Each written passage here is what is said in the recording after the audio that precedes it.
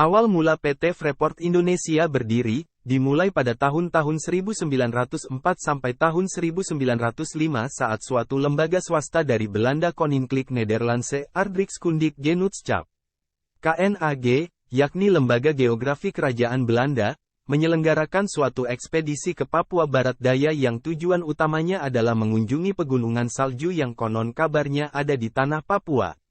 Catatan pertama tentang pegunungan salju ini adalah dari Kapten Johan Carstens yang dalam perjalanan dengan dua kapalnya Arnhem dan Pera ke selatan, pada tahun 1623 di perairan sebelah selatan tanah Papua, tiba-tiba jauh di pedalaman melihat kilauan salju dan mencatat di dalam buku hariannya pada tanggal 16 Februari tahun 1623 tentang suatu pegunungan yang teramat tingginya, yang pada bagian-bagiannya tertutup oleh salju.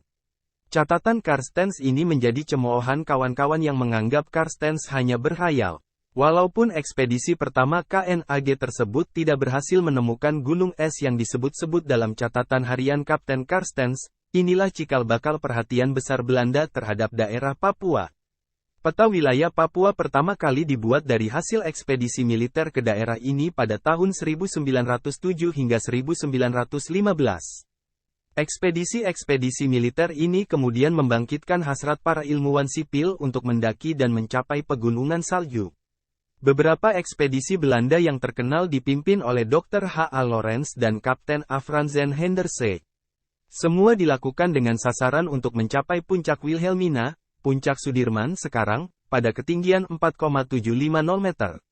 Nama Lorentz belakangan diabadikan untuk nama Taman Nasional Lorentz di wilayah suku Asmat di pantai selatan. Pada pertengahan tahun 1930, dua pemuda Belanda Colin dan Dozy, keduanya adalah pegawai perusahaan minyak NNGPM yang merencanakan pelaksanaan cita-cita mereka untuk mencapai puncak Carstens. Petualangan mereka kemudian menjadi langkah pertama bagi pembukaan pertambangan di tanah Papua 40 tahun kemudian. Pada tahun 1936, Jean-Jacques Dozy menemukan cadangan Erzberg atau disebut Gunung Biji, lalu data mengenai batuan ini dibawa ke Belanda.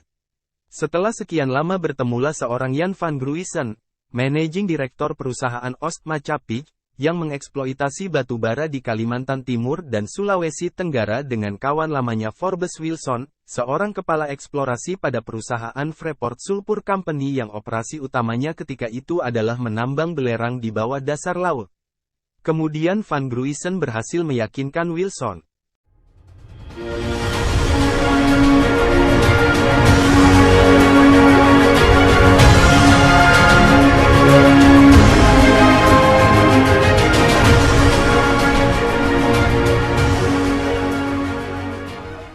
Untuk mendanai ekspedisi ke Gunung Biji serta mengambil contoh bebatuan dan menganalisisnya serta melakukan penilaian.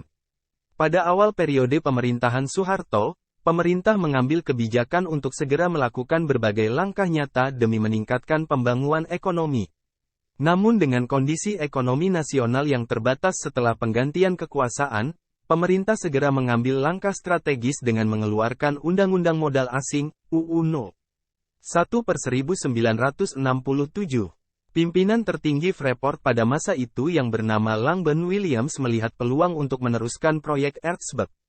Dia bertemu Julius Tahija yang pada zaman Presiden Soekarno memimpin perusahaan Texaco dan dilanjutkan pertemuan dengan Jenderal Ibnu Sutowo, yang pada saat itu menjabat sebagai Menteri Pertambangan dan Perminyakan Indonesia. Inti dalam pertemuan tersebut adalah permohonan agar Freeport dapat meneruskan proyek Erzberg. Akhirnya dari hasil pertemuan demi pertemuan yang panjang Freeport mendapatkan izin dari pemerintah untuk meneruskan proyek tersebut pada tahun 1967. Itulah kontrak karya pertama Freeport, KEI. Kontrak karya tersebut merupakan bahan promosi yang dibawa Julius Tahija untuk memperkenalkan Indonesia ke luar negeri dan misi pertamanya adalah mempromosikan kebijakan penanaman modal asing ke Australia. Sebelum 1967 wilayah Timika adalah hutan belantara. Pada awal Freeport mulai beroperasi, banyak penduduk yang pada awalnya berpencar-pencar mulai masuk ke wilayah sekitar tambang Freeport sehingga pertumbuhan penduduk di Timika meningkat. Tahun 1970 pemerintah dan Freeport secara bersama-sama membangun rumah-rumah penduduk yang layak di Jalan Kamuki. Kemudian dibangun juga perumahan penduduk di sekitar selatan bandar udara yang sekarang menjadi kota Timika. Pada tahun 1971 Freeport membangun bandar udara Timika dan pusat perbekalan, kemudian juga membangun jalan-jalan utama sebagai akses ke tambang dan juga jalan-jalan di daerah terpencil sebagai akses ke desa-desa. Tahun 1972, Presiden Soeharto menamakan kota yang dibangun secara bertahap oleh Freeport tersebut dengan nama Tembagapura. Pada tahun 1973 Freeport menunjuk kepala perwakilannya untuk Indonesia sekaligus sebagai Presiden Direktur pertama Freeport Indonesia.